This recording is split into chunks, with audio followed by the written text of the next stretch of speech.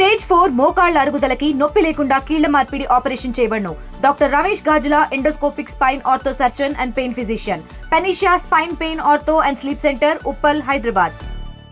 24వ తేదీ తెల్లవారుజామున జరిగినటువంటి ఘోర రోడ్డు ప్రమాదంలో 19 మంది అయ్యారు. సుమారు 13 మంది దాకా క్షతగాతులుగా ఉన్నటువంటి పరిస్థితి. ఇప్పటి వరకు కర్నూలు జిల్లా అధికారులు పూర్తి స్థాయిలో అక్కడ ఆ రోజు జరిగినటువంటి ఘటన మొదలుకొని నేటి వరకు తమ శక్తివంచన లేకుండా పనిచేశారు. ఆ నేపథ్యంలోనే ఎవరైతే ఉన్నారో ఆ మృతులకు సంబంధించిన ఆ కుటుంబాలకు అప్పచెప్పారు.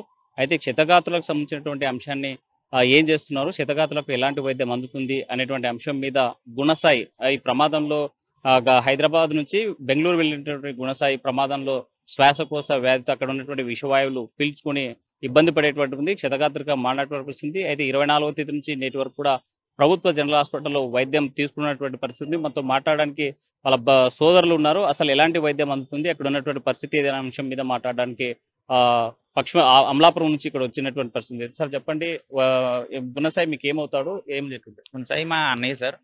ఆ రోజు హైదరాబాద్ నుంచి బెంగళూరు వెళ్తున్నారు సార్. ఆ యాక్సిడెంట్ వల్ల స్మోక్ పీల్చేసి అది లంగ్స్ ఇన్ఫెక్షన్ అయ్యింది సార్. ప్రజెంట్ ఇక్కడ ఐసీయూలో ట్రీట్మెంట్ జరుగుతుంది సార్, కర్నూలు జీజీహెచ్లో. అంటే మీకు ప్రమాదం జరిగినట్టు ఏ సమయంలో ఫోన్ చేశాడు ఏంటి? 10 గంటలకి, ఆ రోజు ఉదయం 10 గంటలకు చేశారు సార్. అప్పటి వరకు సమాచారం లేదు సార్. 10ంటికి ఫోన్ చేసి ఇలా హాస్పిటల్లో ఉన్నాను రమ్మని చెప్పాడు సార్. అన్నయ్య చేశాడు సార్. అప్పుడు అంటే మార్నింగ్ వరకు కూడా అన్నయ్యకి పెద్ద ఎఫెక్ట్ ఏం లేదు సార్. మధ్యాహ్నం వరకు కూడా నార్మల్గానే ఉన్నాడు సార్. కాబట్టి ఆ స్మోక్ అన్నది ఆ రోజు మార్నింగ్ తర్వాత నుంచి ఎఫెక్ట్ అయింది సార్. దాని తర్వాత మార్నింగ్ వాంతులు అయ్యాయని చెప్పాడు సార్. దాని తర్వాత ఇంకా అడ్మిట్ చేసి సిటీ స్కాన్ అనేది చేసినప్పుడు లోపల మొత్తం స్మోక్ పట్టేసింది, ఇన్ఫెక్షన్ గట్టిగా ఉందని చెప్పి డాక్టర్లు చెప్పడం జరిగింది సార్. అంటే బస్సు ప్రమాదం జరిగినప్పుడు ఎలాంటి సిచ్యువేషన్ ఉందంటే ఏమని చెప్పాడా? చెప్పాడు సార్. అది అరౌండ్ 3 టైంకి కింద సౌండ్ వచ్చి ఒక ఇద్దరు మా అన్నయ్య వేరే అబ్బాయి లేచాడు సార్. లేచిన తర్వాత ఫ్రంట్కి వెళ్ళి చూస్తే డోర్ లాక్ అయిపోయి సార్. వెనక్కి వెళ్ళి డోర్ పగలగొట్టడానికి ట్రై చేస్తే అది పగలేరు సార్, గ్లాస్ బ్రేక్ అవ్వలేదు. ఈ లోపు స్మోక్ మొత్తం కూడా బస్సు మొత్తం కూడా వచ్చేసి ఆ స్మోక్ ఫీల్ చేసి అన్నయ్య అన్కాన్షియస్ అయిపోయాడు సార్. మిగిలిన బయట నుంచి కొంతమంది హెల్ప్ చేసి ఆ వెనకాల గ్లాస్ పగలగొట్టిన తర్వాత అన్నయ్య అన్కాన్షియస్ ఉన్నప్పుడు ఫైర్ అది కొంచెం చెవికి అంటుకుని మెలికి వచ్చిన తర్వాత బయట వాళ్ళు అరిచారంట సార్. ఎవరైనా వచ్చేవాళ్ళని దూకండి, గ్లాస్ పగిలిపోయిందని చెప్పి అరిస్తే ఆ అరుపులకి అన్నయ్య కిందకు దూకేశాడు. కిందకు దూకిన తర్వాత కొంతమంది పక్కగా లాగేస్తే అక్కడ కూర్చొని కొంతసేపు అన్నయ్య బాగానే ఉందనుకుని చెప్పి లాడ్జికి వెళ్ళిపోయాడు సార్. అంటే తిరిగి వెళ్ళిపోదామని చెప్పి లాడ్జికి వెళ్ళిపోయిన తర్వాత అక్కడ వాంతులు అయ్యారు సార్. ఆ మొత్తం బ్లాక్ కలర్లో వాంతులు అవుతే వాళ్ళు అప్పుడే పోలీసులు ఫోన్ చేసి డీటెయిల్స్ తీసుకుని పోలీసులు ఫోన్ చేస్తే ఎక్కడ ఉన్నానని చెప్తే అర్జెంట్గా కర్నూలు జీజీహెచ్కి రమ్మంటే అన్నయ్య వచ్చాడు సార్. ఆ మధ్యాహ్నం నుంచి రిపోర్ట్ అదే టెస్ట్ చేసిన తర్వాత లంగ్ ఇన్ఫెక్షన్ ఉన్న తర్వాత కొంచెం సివియర్ అయింది సార్ ప్రాబ్లం. అంటే ఇప్పుడు ప్రమాదం జరిగి 6 రోజులు అవుతుంది. 6 రోజుల నుంచి హాస్పిటల్ ఉన్నాడు. ఎలాంటి ట్రీట్మెంట్ అంది సార్? ట్రీట్మెంట్ చేస్తున్నారు సార్, ఐసీయూలో నుంచి చేస్తున్నారు సార్. ఇప్పటి వరకు కూడా ఐసీయూలో ఉన్నాడు సార్. ఫస్ట్ 2-3 రోజులు కొంచెం ట్రీట్మెంట్ అన్నది జరిగినా సరే బెటర్మెంట్ అన్నది లేదన్నారు సార్ డాక్టర్లు. తర్వాత నుంచి కొంచెం రియాక్ట్ అవుతున్నాడు అని చెప్తున్నారు సార్. ఇప్పుడు అదే ఇంకొక 3-4 డేస్ తర్వాత జనరల్కి షిఫ్ట్ చేస్తానని చెప్పారు sir doctor.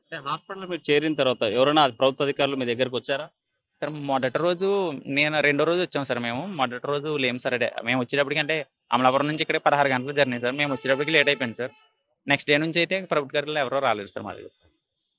Gunasai family background ఏంటి, అసలు ఏం చేస్తాడు? అన్నయ్య సూరారంలో ఉంటాడు sir. Private company UPVC window fitting company sir. అది సైట్ వర్క్ బెంగళూరులో ఉందంటే దానికి వెళ్తున్నాడు సార్. అంటే ఇప్పుడు మీరు వారం 10 రోజుల నుంచి ఇక్కడ ఉంటున్నారు. ఇక్కడ ఎలాంటి సౌకర్యాలు అందుతున్నాయి మీకు? గవర్నమెంట్ ఏదైనా సహాయం చేస్తుంది? వైద్యం జరుగుతుంది సార్. మామూలుగా అయితే మిగిలిన మేము బయట ఉంటున్నాం సార్. క్షతగాత్రులతో పాటు ఇక్కడ ఉన్నటువంటి ఎవరైతే కుటుంబాలు అంటే మృతి చెందినటువంటి కుటుంబాలకి సహాయం చేస్తాము, ఆల్టర్నేట్ గా గెస్ట్ హౌస్ ఏర్పాటు చేశాం కూడా అని చెప్పారు. మీకు సమాచారం ఇచ్చారా? లేదు సార్, మాకైతే ఎలా చేస్తున్నారు అంటే ప్రస్తుతానికి అయితే అన్నయ్య ఐసీయూ మేము బయట ఉంటున్నాం సార్. మిగిలిన ఏ విధమైన సాయం అయితే మాకు లేదు. ప్రభుత్వాన్ని మీరు ఏం కోరాలనుకుంటున్నారు?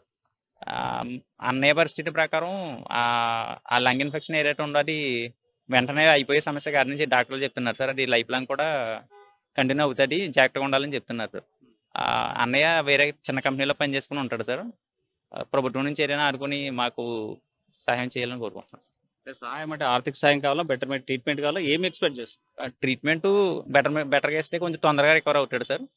ఆర్థిక సహాయం కూడా ఏమన్నా ఇస్తే బాగుంటాయి. మనతో మాట్లాడడానికి వాళ్ళ బావ సంబంధించి ఉన్నారు. సార్ చెప్పండి, మీకు గుణసాయి ఏమవుతాడు, ఏ రోజు మీకు కాల్ వచ్చింది, మీకు ఎట్లా వస్తుంది? గుణసాయి నాకు బాగా అవుతాడండి. మా అక్క వాళ్ళ ఆయన మేము మరుసటి రోజు బయలుదేరాం. మేము ఆ రోజే బయలుదేరాం. ఇక్కడికి వచ్చేటప్పటికి మాది అమలాపురం, చాలా దూరము. అక్కడ నుండి ఇక్కడికి వచ్చాము. ఐసీయూలో ఉన్నారు. వైద్యం పరంగా అయితే పర్లేదు. ఇంకా మెరుగైన వైద్యం అందిస్తే తొందరగా కోలుకుంటారు. మాది చాలా దూరం. అక్కడ తీసుకెళ్ళటానికైనా ఆక్సిజన్ ఇవన్నీ కావాలి. తీసుకెళ్ళిన అక్కడ మెరుగైన వైద్యం అందిస్తే కనుక తొందరగా రికవరీ అవుతారు. డాక్టర్స్ ఏం చెప్తున్నారు? రికవరీ అవుతాడా లేకపోతే ఇంకా ఏమైనా ట్రీట్మెంట్ ఇవ్వాలన్నా, ఇంతకంటే ఇంకా ఏదైనా బెటర్మెంట్ ఉన్నటువంటి హాస్పిటల్కి షిఫ్ట్ చేస్తామన్నా ఏమంటున్నారు? డాక్టర్లు అయితే వైద్యపరంగా బాగానే చూస్తున్నారండి, చేస్తున్నారు. లంగ్ ఇన్ఫెక్షన్ ఉంది కదా, అది లైఫ్ లాంగ్ కొంచెం ఉంటుంది, ఎఫెక్ట్ ఉంటుంది. మెల్లిమెల్లిగా స్లోగా కోలుకుంటారు.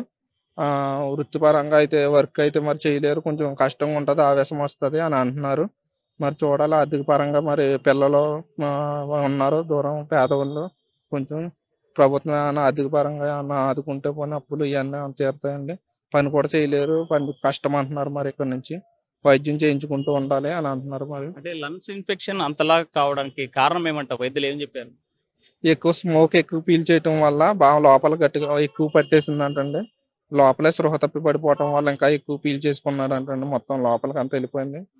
అందుకని మనం చూసాము ఈ ప్రమాదంలో 19 మంది పూర్తిగా కాలిపోయి ముద్దలుగా మిగిలిపోయి మృతదేహాలు ఇంతమంది చూసినటువంటి ఈ సిచ్యువేషన్ నుంచి మీ బావగారు బయటపడి మీకు ఇదంతా విన్న తర్వాత ఏమనిపించింది?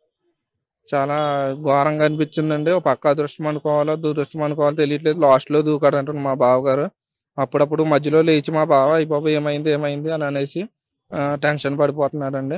నాకేమన్నా అయిపోతుందేమో, మా పిల్లలు ఉన్నారు, అందరూ ఉన్నారు, అప్పులు ఉన్నాయి అని అనేసి కంగారు పడిపోతున్నాడండి. డాక్టర్లు కూడా టెన్షన్ పడొద్దని మమ్మల్ని చెప్పమంటున్నారు. మెల్లగా మేము అలాగే చూస్తున్నాము. చూడాలండి మరి ఏమవుతుందో. మరి ప్రమాదం జరిగిన రోజు మీకు ఏ సమయానికి కాల్ చేసి ఉంటాడు? మాకు 10 ఆ టైంకి ఫోన్ చేశారు. ఇలా హాస్పిటల్ దగ్గర ఉన్నాను, ఇలా అయ్యిందని చెప్పారు. మేము వెంటనే బయలుదేరేసి వచ్చేసామండి ఇక్కడికి. వచ్చాక ఇలా అయ్యింది, ఐసీయూలో ఉన్నారు, కొంచెం డేంజర్లోనే ఉన్నారు, కష్టం అని చెప్పారు. ఇప్పుడు కొంచెం పర్వాలేదు అని చెప్తున్నారు. ఇంకో 4 రోజుల్లో కొంచెం రికవరీ అయితే వార్డులోకి మారుస్తాం, ఐసీయూలోంచి మారుస్తాము అని అంటున్నారండి. ఇప్పుడు మాట్లాడగలిగే కెపాసిటీ అంటే మాట్లాడగలిగే స్థితిలో ఉన్నారు. మాట్లాడుతుంటే ఆవేశం ఎక్కువ వచ్చేస్తుందండి. మాట్లాడుతున్నారు కానీ మాట్లాడుతుంటే ఆవేశం వస్తుందండి. ప్రభుత్వ అధికారులు ఎవరైనా మీ దగ్గరికి రావడం కానీ మాట్లాడడం కానీ ఏమైనా చేశారు? నేను 2వ రోజున వచ్చానండి. అప్పటి నుంచి ఇప్పటి వరకు ప్రభుత్వ అధికారులు ఎవరు రాలేదని పరామర్శించడానికి. హాస్పిటల్ సూపరింటెండెంట్ ఆయన ఒక్కరే వచ్చి డైలీ వచ్చి పరామర్శిస్తున్నారు, ఎలా ఉంది ఏంటనండి. ఇంకా ప్రభుత్వం గవర్నమెంట్ తరపు నుంచి ఇంకెవరు రాలేదండి. రాజకీయ నాయకులైనా వీళ్ళు గవర్నమెంట్ ఆఫీసర్లు అయినా ఎవరు రాలేదు.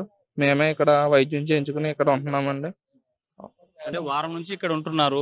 మీరు ఇక్కడ ఉన్నటువంటి ఎక్స్పెన్సెస్ ఎలా చేస్తా ఉన్నారు? మామూలుగా అయితే ఆల్టర్నేట్ గా ప్రభుత్వం కొంతమందికి గెస్ట్ హౌస్ కానీ లేకపోతే వాళ్ళకి నీడ్స్ ఏదైతే చూసింది, అట్లా ఏమన్నా మీకు చూసింది? మాకు అసలు ఏం చూడలేదండి. మేము ఇక్కడ హాస్పిటల్ దగ్గర పూట తినకుండా అలాగా ఉండిపోయాము. ఇంకేం చేయలేదు మేము. మా ప్రభుత్వం కానీ ఎవరు కానీ ఏం ఆదుకోలేదండి. ఎక్కడ ఉంటున్నారు ఏంటి రాత్రి వేళల్లో? ఇక్కడ హాస్పిటల్ దగ్గర ఎక్కడో చోట ఉంటున్నామండి. సరే, ప్రభుత్వానికి మీకు ఏం కావాలనేసి కోరుతారు? మెరుగైన వైద్యం అందిస్తే తొందరగా రికవరీ అవుతారండి. అంటే మెరుగైన వైద్యం అందించాలి, రికవరీ కావాల్సినటువంటి అవసరం ఉంది. జీవితకాలము శ్వాసకోశ వ్యాధి ఉంటుంది, దాన్ని ఇబ్బంది పడే సిచ్యువేషన్ ఉంటుంది, గుణసాయికని వైద్యులు చెప్పేటువంటి పరిస్థితి. అయితే పూర్తిగా క్షతగాత్రులను పట్టించుకునేటువంటి పరిస్థితి స్పష్టంగా మనకు కనిపిస్తుంది. ఎందుకంటే ఎప్పుడైతే ప్రమాదం జరిగిందో ఆ ప్రమాదం జరిగిన తర్వాత హాస్పిటల్ చేర్చారు. ఆ తర్వాత 1-2 రోజులు మాత్రమే వచ్చిపోయినటువంటి పరిస్థితి. స్థానికంగా ఉన్నటువంటి సూపరింటెండెంట్ మాత్రం ప్రతిరోజు పోయి పలకరిస్తున్నారు. సిచ్యువేషన్ కనుక్కునేటువంటి పరిస్థితి అయితే కనిపిస్తుంది. కానీ ఆల్టర్నేట్ గా ఇక్కడ సుదూర ప్రాంతం నుంచి అమలాపురం నుంచి వచ్చి ఇక్కడే ఉంటున్నారు. వీళ్ళకి ప్రత్యామ్నాయంగా ఇక్కడ వసతి సౌకర్యాలు కల్పించాల్సినటువంటి అవసరం ఉందని కోరేటువంటి. దాంతో పాటు గుణసాయి కోలుకునే దాకా పూర్తిస్థాయి మెరుగైనటువంటి వైద్యం అందించాలి. ఆ కుటుంబం ఇప్పటికే పేద మధ్యతరగతి కుటుంబానికి సంబంధించినటువంటి కాబట్టి ఆర్థికంగా సహాయం చేయాల్సినటువంటి అవసరం ఉంది అని చెప్పి కుటుంబ సభ్యులు కోరేటువంటి పరిస్థితి. విడుదల చంద్రశేఖర్ తో హుస్సేన్, RTV, కర్నూలు. తెలుగులో ఫాస్టెస్ట్ న్యూస్ ఇప్పుడు కొత్త అవతారంలో 5 సెకండ్లోనే పూర్తి వార్తా సమాచారం మీ చేతిలో. సోషల్ మీడియా ట్రెండ్స్ మీ కళ్ళ ముందుకే live TV and voice search options తో ఇప్పుడే డౌన్లోడ్ చేయండి. యాప్ లింక్ డిస్క్రిప్షన్ లో ఉంది.